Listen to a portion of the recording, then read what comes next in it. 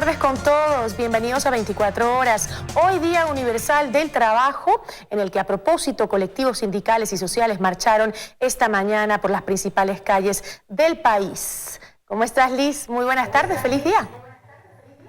Feliz día para ti también, Giselle. Amigos, muy buenas tardes. Los trabajadores además ocuparon este espacio para rechazar las medidas económicas del gobierno. Aquí el detalle en este Día del Trabajo.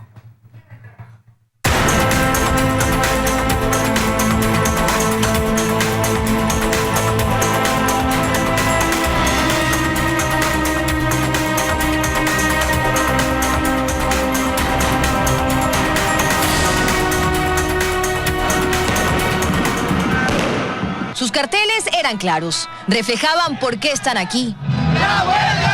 En Guayaquil los temores por las futuras reformas laborales, por las decisiones en torno a la situación del IES y por los posibles cumplimientos de las condiciones del FMI, también existen entre los trabajadores. Es en rechazo a la política fondo monetarista que pretende cargarle al bolsillo de la inmensa mayoría de ecuatorianos que somos los trabajadores y los pueblos del Ecuador, el peso de la crisis. Salieron desde sus distintas sedes para concentrarse en la parte exterior de la Caja del Seguro, a las 9 de la mañana. Pero no solo llegaron trabajadores, se sumaron también estudiantes. Los estudiantes no somos indiferentes, estamos totalmente en contra que se disfrace el empleo juvenil con precarización. Campesinos. Rechazamos ya esas pretensiones de los empresarios de plantear el trabajo por horas, que no es otra cosa que negar el derecho a la seguridad social, a la afiliación de manera permanente.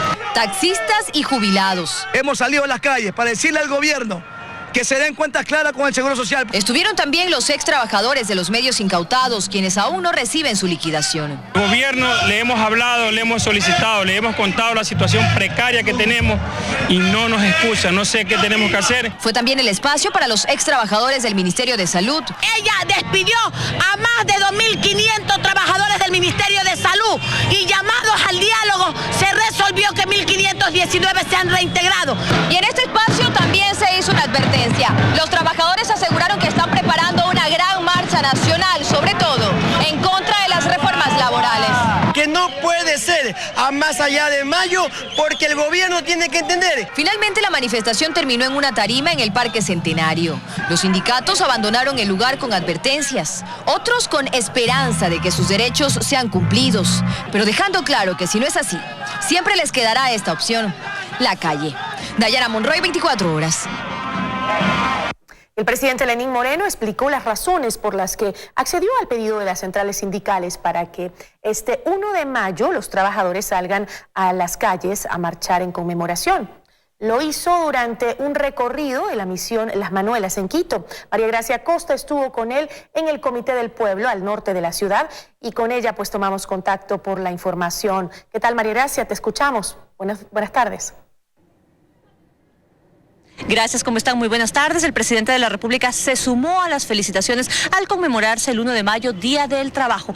Dijo que precisamente esta fecha era importante por pedido de las dirigencias sindicales de trabajadores para que los ecuatorianos pudieran sumarse a estas marchas. Estas fueron sus palabras. Atendiendo a un pedido que me hicieron las centrales sindicales, accedí a que el día se lo pueda utilizar para salir a ese desfile emblemático que se lo hace todos los años en todo el mundo. Mi saludo cariñoso, cordial, a todos los trabajadores de la patria. Allí nosotros encontramos, por supuesto, desde amas de casa, encontramos obreros, campesinos, profesores, médicos, enfermeras, empresarios, vendedores, es decir, todos en general.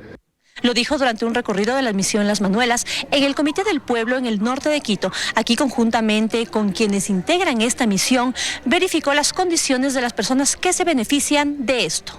He decidido este día acompañar a nuestras queridas Manuelas.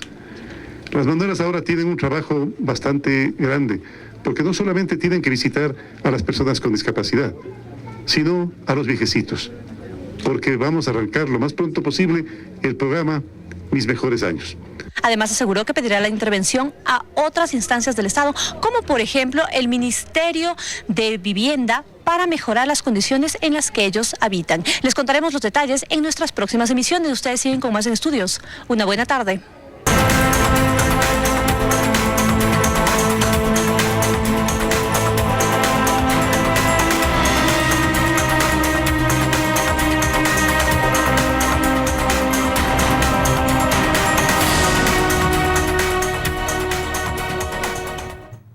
Retomamos el tema de cómo ha sido la jornada en este 1 de mayo, Día Internacional del Trabajo, en diferentes puntos del país, y las calles de Quito también fueron el escenario donde marcharon colectivos sindicales y sociales. Obras teatrales, monigotes y consignas en contra del gobierno se evidenciaron durante esta mañana en la marcha por el Día del Trabajador.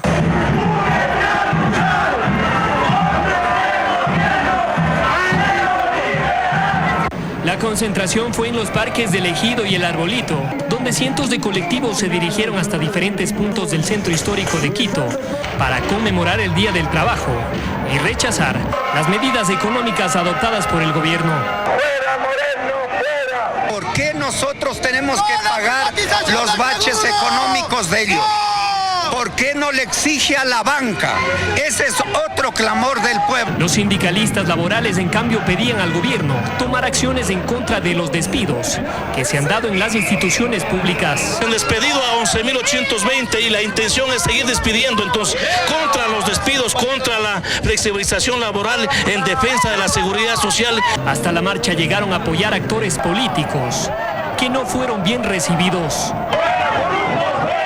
Compañeros de los trabajadores en el testimonio de su lucha permanente por mejores condiciones de vida y de trabajo. En tanto, colectivos y sindicatos que salieron de otras partes de la ciudad se reencontraron en el centro histórico.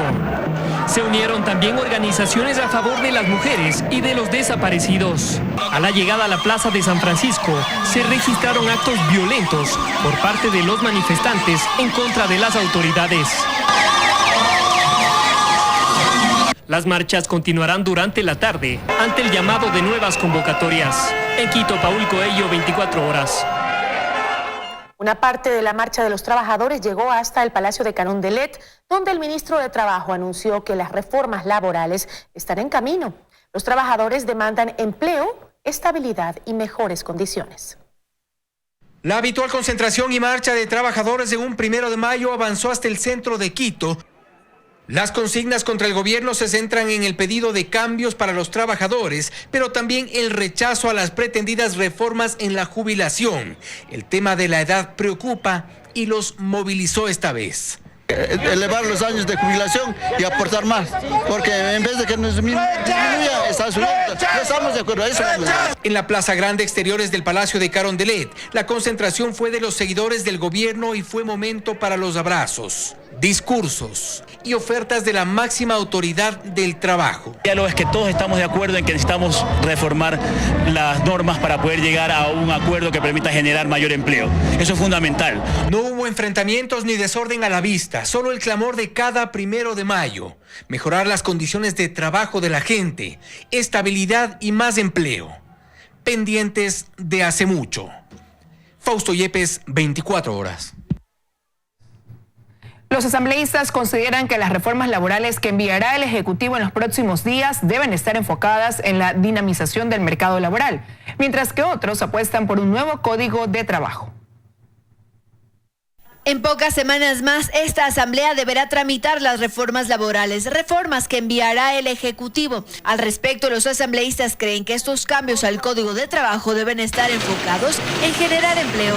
Nuevas modalidades contractuales que respeten, eso sí, la proporcionalidad del salario básico unificado, las cargas sociales, los beneficios de ley, los aportes al seguro social, pero que permitan incorporar a muchísimos ecuatorianos que están en capacidad de trabajar.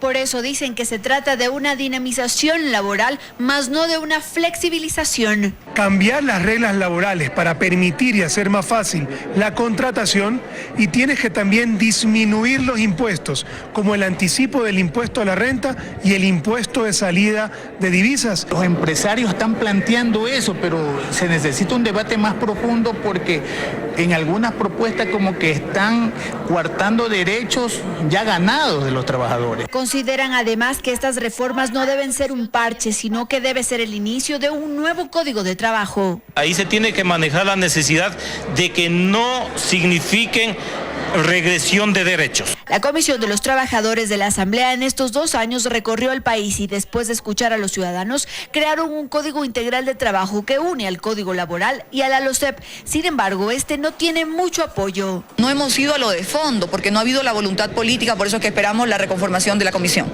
Reconformación que se dará el 14 de mayo y en la que se espera que la Comisión de los Trabajadores pase a manos de los morenistas para iniciar el trámite de estas reformas laborales que ya tienen algunos cuestionamientos. En Quito, Andrea Samaniego, 24 horas.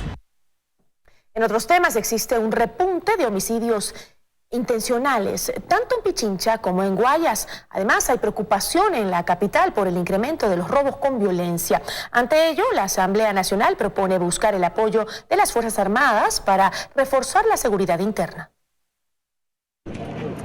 Según cifras del Ministerio del Interior, en el primer trimestre de 2019 se registró una reducción a nivel nacional de homicidios intencionales, en el orden del 1,61%, apenas 4 menos que en el mismo periodo de 2018. Sin embargo, si se analiza esta variable por provincia, la historia es diferente. En el caso de Guayas, por ejemplo, entre enero y marzo de 2019 se registran 76 homicidios intencionales, frente a 74 en el mismo periodo de 2018. En Pichincha, un incremento del 18,18%. Se registran 6 casos más que en 2018. Esta categoría agrupa asesinatos, homicidios, femicidios y casos de sicariato.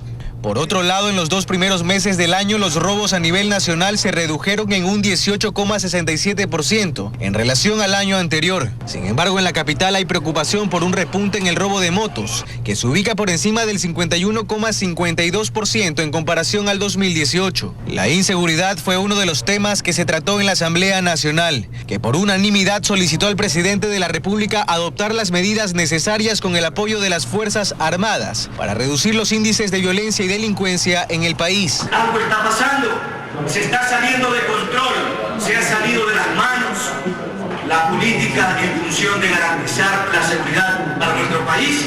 Son los temas que de pronto se tienen que responder. A través de esta resolución planteada por César Roón de la bancada social cristiana, se solicita al Ejecutivo la creación de mesas técnicas de trabajo integradas por la Asamblea Nacional, el Ministerio del Interior, la Fiscalía, la Judicatura y otros organismos. Tiene que ser una política de Estado, del Estado ecuatoriano, de defender a sus conciudadanos. El alcalde de Guayaquil, Jaime Nebot, asegura que las acciones en materia de seguridad deben ir de la mano de reformas al Código Penal. A inicios de 2018 acudió al Legislativo a presentar varias. Por lo menos en materia de asesinatos, secuestros, violaciones y robos, deberían derogarse las leyes que permiten que los delincuentes salgan de la cárcel como de su casa. La propuesta de reforma, sin embargo, ha encontrado un bloqueo en la Comisión de Justicia presidida por Marcela Aguiñaga. En Guayaquil, Carlos Acoto, 24 horas. La muerte de Froilán Jiménez, ocurrida durante el 30S, vuelve a ser juzgada ante un tribunal. Durante la audiencia, la defensa de los familiares habló de vicios de nulidad y de una inoperancia de la función judicial. Daniela Valencia informa.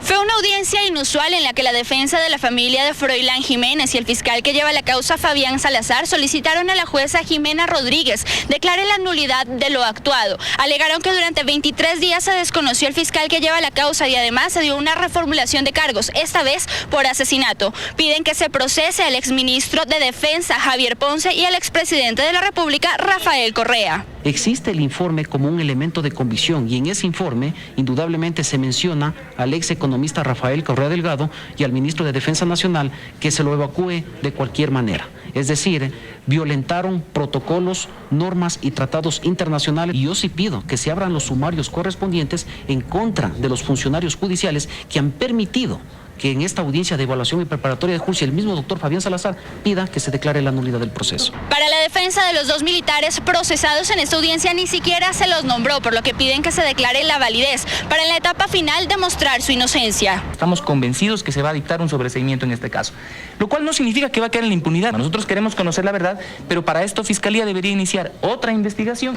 Insisten que han transcurrido más de 8 años, más de 3.000 días y aún se desconoce el responsable de la muerte del policía Froilán Jiménez durante el 30S. En horas de la tarde, la jueza deberá pronunciarse respecto a la validez o nulidad de este proceso. Seguimos informando en 24 horas con visiones contrapuestas. Evalúan 2 abogados el trabajo del Consejo de Participación Ciudadana Transitorio. Descorreizar no es institucionalizar, dice uno, mientras que el otro asegura que el país cuenta ahora con autoridades independientes.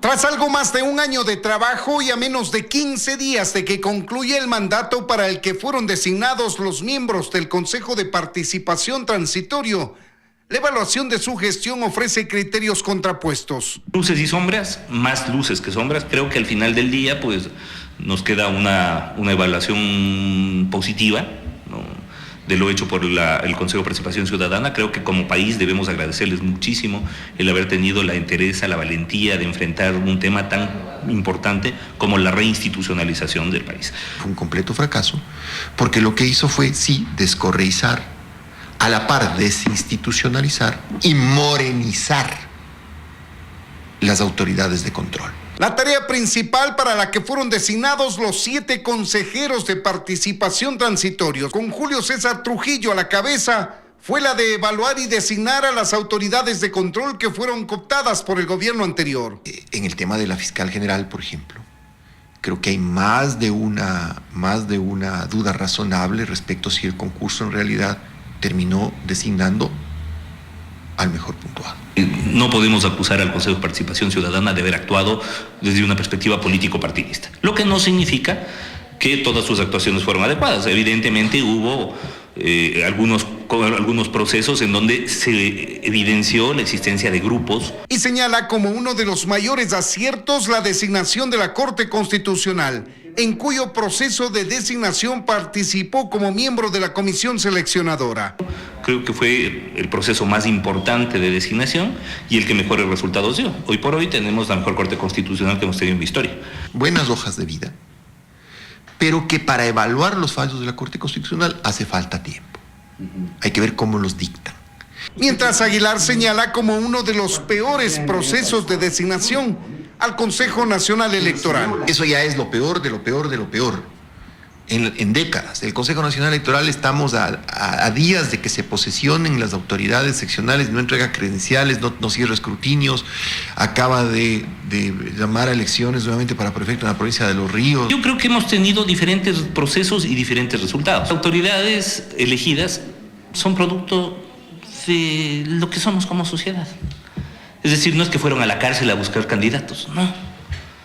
Es lo que hay, es lo que somos. Son visiones diferentes en torno a una misma gestión. El trabajo de los consejeros de participación transitorios que quieren que se elimine ese organismo y su tarea de designación de autoridades pase a la Asamblea Nacional. En Quito, Freddy Paredes, 24 horas. Débiles intenciones ha tenido el gobierno por levantar el proyecto de cocinas de inducción que fracasó en el régimen anterior. Para el 2018 se esperaba que 3 millones de ecuatorianos tengan instaladas las cocinas, pero no se alcanzó ni el 28% de esta cifra. El proyecto tenía una meta clara. Vamos a ahorrar unos 3.000 millones de dólares en subsidios y en bienes importados. Para el 2018, 3 millones de ecuatorianos debían tener su cocina de inducción instalada y así aprovecharíamos toda la producción de las 8 hidroeléctricas, que también debían estar funcionando hace más de un año. Como sabemos, ninguna de las dos aspiraciones se dio del todo. En enero del 2018, el gobierno de Lenín Moreno relanzó el proyecto de eficiencia energética para la utilización de las cocinas de inducción. Pero pocos meses después, su ministro decía que no es un programa que el gobierno iba a impulsar. Sin embargo, se extendió por un año más el subsidio energético. Condicionado a que efectivamente hayan desplazado el uso del gas. Y el plazo para la meta al 2024. Pero las ventas que aumentaron fueron las de las cocinas a gas y más tras la eliminación del ICE. Hoy se continúan viendo cocinas de inducción embodegadas y desplazadas en rincones de almacenes de electrodomésticos. De los 3 millones de hogares que se esperaba alcanzar, solo 740.000 adquirieron uno de estos artefactos, es decir, solo el 24% de lo previsto. La mayoría de cocinas embodegadas en espacios públicos son chinas. El presidente lo que quiere es comprometer a las empresas chinas a que sea agresivo la entrega de cocinas, es decir, más o menos unas 120.000 cocinas al mes. Lo decía el hoy detenido y en aquel entonces ministro de Industrias, Ramiro González. Al momento hay 70.000 cocinas chinas embodegadas y el Estado mantiene una deuda de $8 millones con los fabricantes ecuatorianos. Dentro del fracaso de este programa hay que sumar también los informes de Contraloría que determinaron preliminarmente alrededor de $20 millones que habrían sido pagados sin documentación de respaldo a 3 proveedores del Estado y las más de 2.000 personas que denunciaron ante la Defensoría del Pueblo haber sido engañadas para adquirir una de estas cocinas. Que si no accedían a las cocinas de inducción se les iba a retirar, por ejemplo, el bono de desarrollo. Si bien el gobierno no impulsará el programa, sí seguirá otorgando el subsidio energético a las familias que posean o adquieran una de estas cocinas, hasta que finalmente la oferta que se extendió por un año termine. Por lo que lo previsto a su vez es continuar pagando los más de $1,5 millones que nos cuesta el subsidio al gas por día. Dayana Monroy, 24 horas.